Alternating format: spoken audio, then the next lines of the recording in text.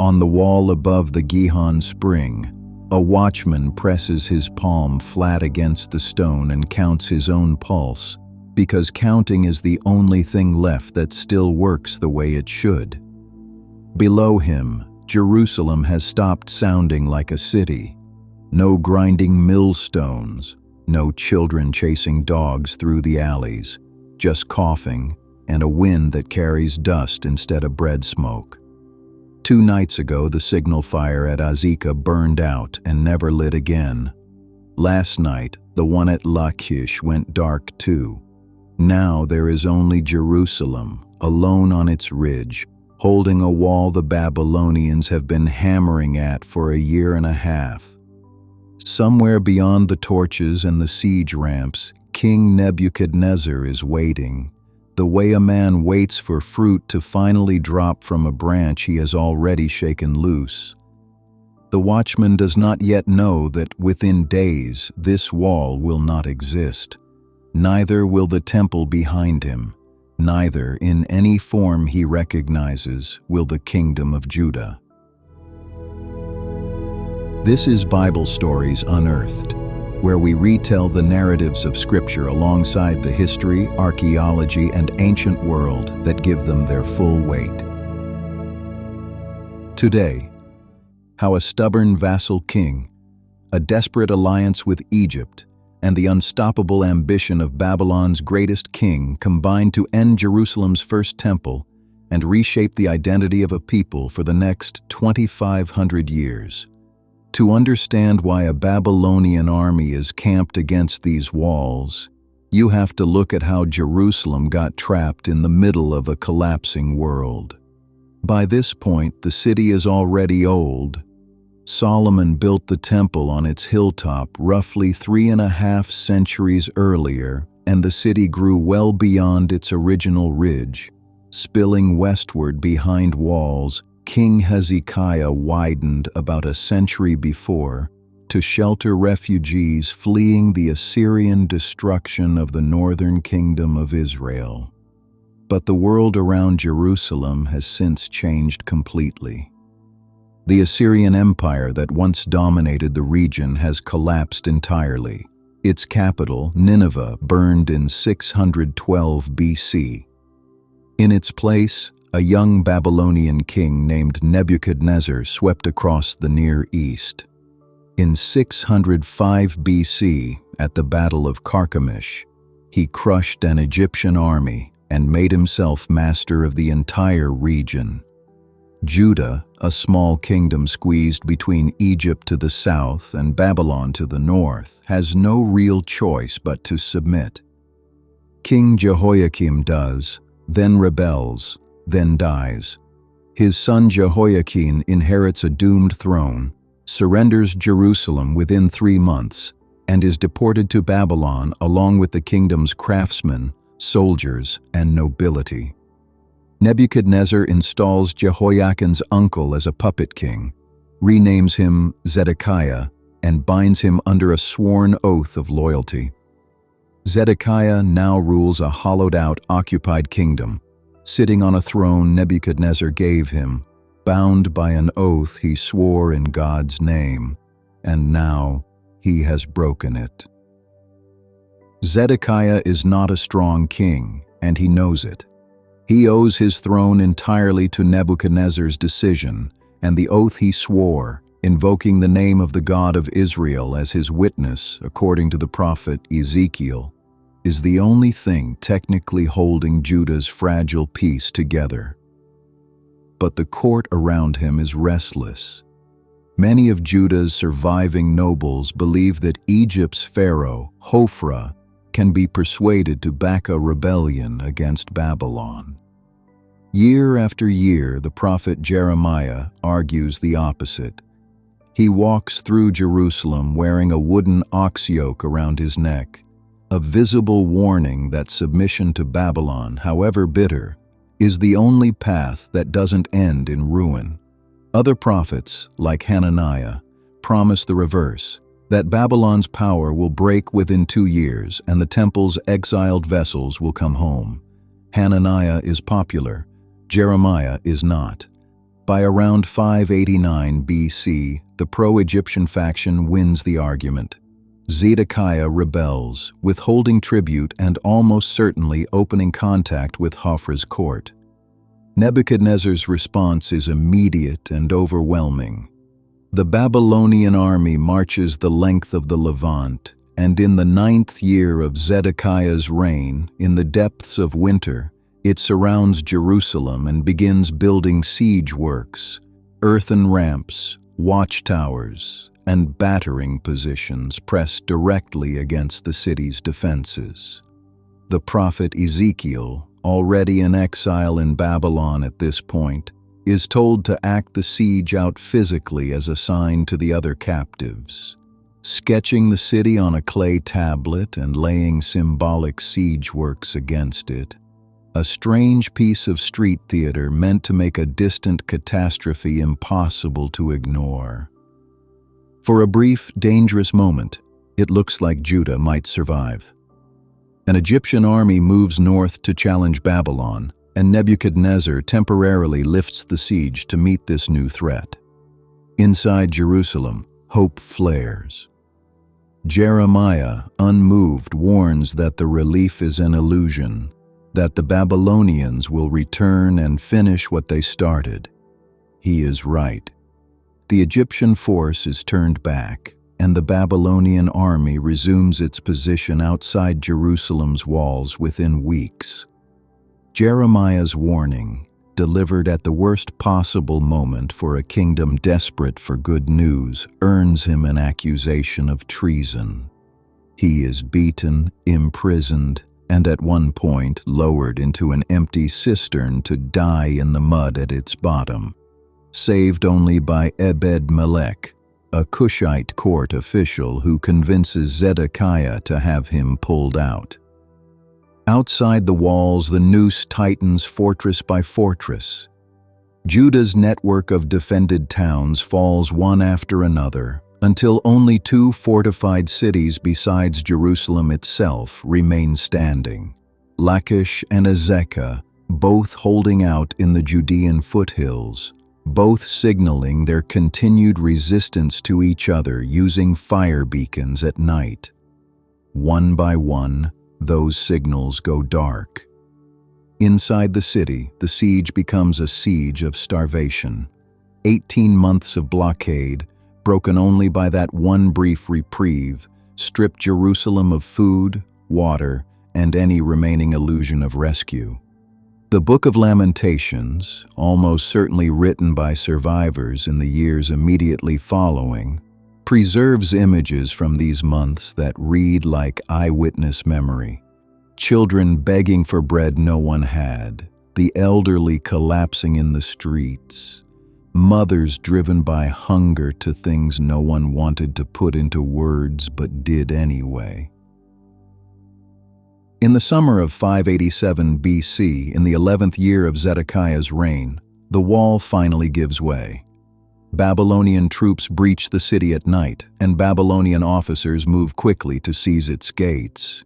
The book of Jeremiah even preserves the names of the officials who took up position at Jerusalem's middle gate that night, the kind of small, specific administrative detail that's hard to invent. When Zedekiah and his remaining soldiers see the wall has fallen, they don't stay to negotiate. They flee under cover of darkness through a gate near the king's garden, slipping between Jerusalem's inner and outer walls, and run east toward the desert flatlands beyond the Jordan, hoping to escape Babylonian control entirely. They don't make it far. Babylonian cavalry catches Zedekiah on the plains near Jericho. His soldiers scatter into the night, and the king of Judah is taken alone, in chains, to Nebuchadnezzar's military headquarters at Riblah, far to the north. What happens at Riblah is designed to be unforgettable. Nebuchadnezzar orders Zedekiah's sons executed in front of him, the last image their father will ever see. Then Zedekiah is blinded, bound in bronze shackles, and marched off to Babylon, where he will live out his remaining years never having witnessed the destruction that follows.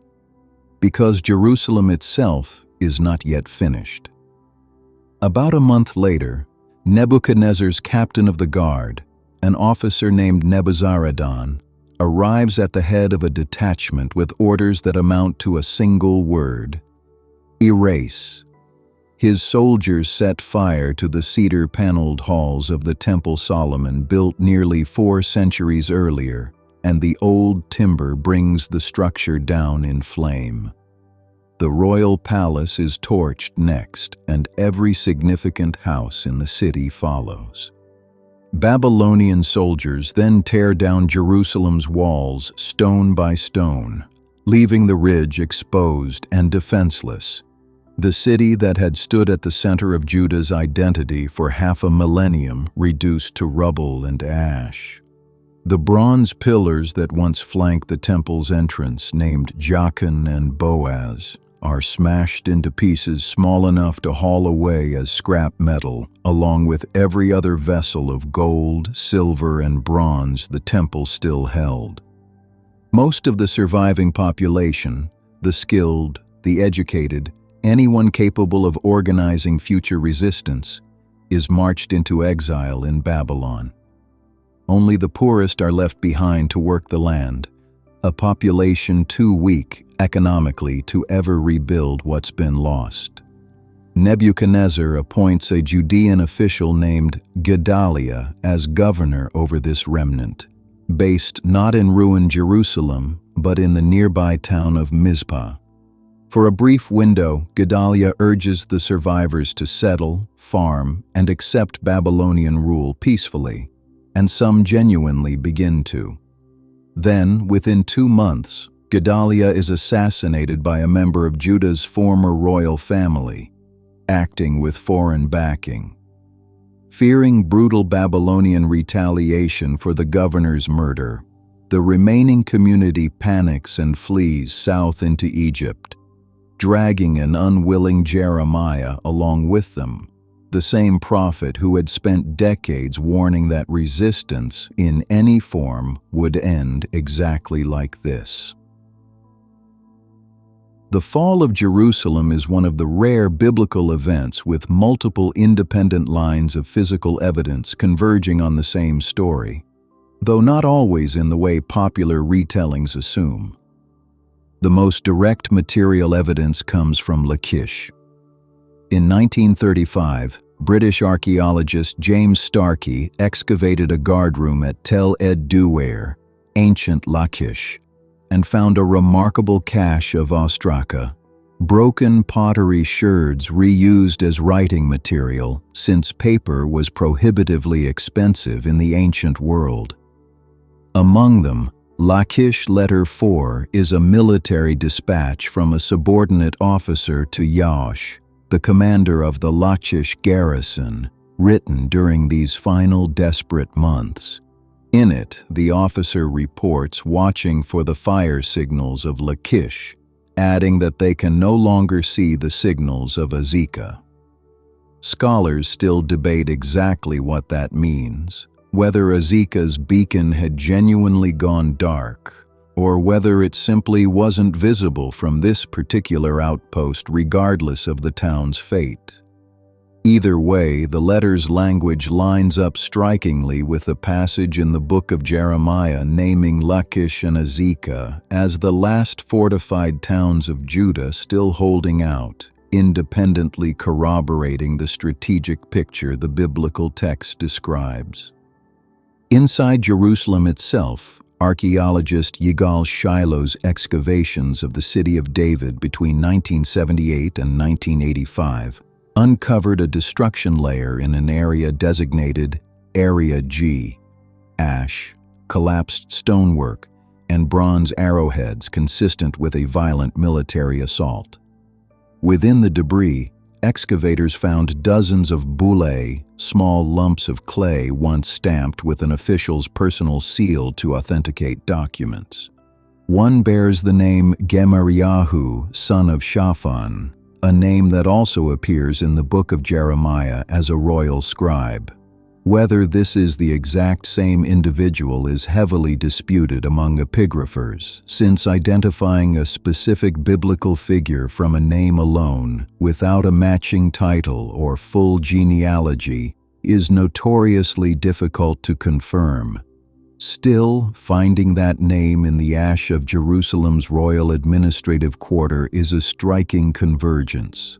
Babylon itself has produced corroborating evidence from a different angle. Administrative ration tablets unearthed in the ruins of Nebuchadnezzar's palace, published by the scholar Ernst Widener in 1939, list food allowances paid to foreign captives held in the city, among them an entry for Jaukin, king of the land of Yahudu, identified by scholars as the exiled King Jehoiakim, along with rations recorded for his sons. The tablets don't describe the destruction of Jerusalem directly, but they confirm, from the Babylonian administrative side, that the deportations described in the biblical text were a real and ongoing arrangement, not later literary invention. The Babylonian chronicles, by contrast, are often credited with confirming the destruction directly, but this overstates what survives. The chronicle tablet covering Nebuchadnezzar's early campaigns records his earlier capture of Jerusalem in 597 BC in a brief, matter-of-fact administrative entry, a few lines noting that he encamped against the city, captured its king, and installed one of his own choosing. The Chronicle series breaks off shortly after, and no surviving Babylonian tablet directly narrates the final 587 BC destruction. For that event, the historical record depends on the biblical text, the much later account of the Jewish historian Josephus, and the archaeological destruction layer itself. The exact year, 587 or 586 BC, also remains genuinely debated depending on how scholars reconstruct Babylonian regnal chronology. It's also worth being precise about which destruction this is. Jerusalem was destroyed twice in its ancient history, once by Babylon in 587 BC, and again by Rome in AD 70, an event separated from this one by well over 6 centuries and a completely different empire. The burned debris and arrowheads in Shiloh's Area G belong to the Babylonian destruction. They should not be confused with the Roman-era burnt house, uncovered separately in Jerusalem's Jewish quarter, which preserves the much later catastrophe of AD 70, a different war, a different conqueror, and eventually a separate episode of its own. What happened to Jerusalem in 587 BC didn't just end a kingdom. It forced an entire people to answer a question no one had needed to ask before. What do you do when the king is gone, the temple is ash, and the land itself has been taken away? The answer, worked out over the following decades far from home, reshaped Judean identity permanently. Out of that displacement came some of the rawest writing Scripture preserves. Psalm 137 captures the specific physical ache of remembering a home from inside the place that destroyed it. None of it resolved the central wound. It simply gave it a place to live. 25 centuries later, the destruction of a small hill city by a Babylonian king is still being read aloud in synagogues and churches around the world, in the words of people who watched it happen, and somehow kept writing anyway.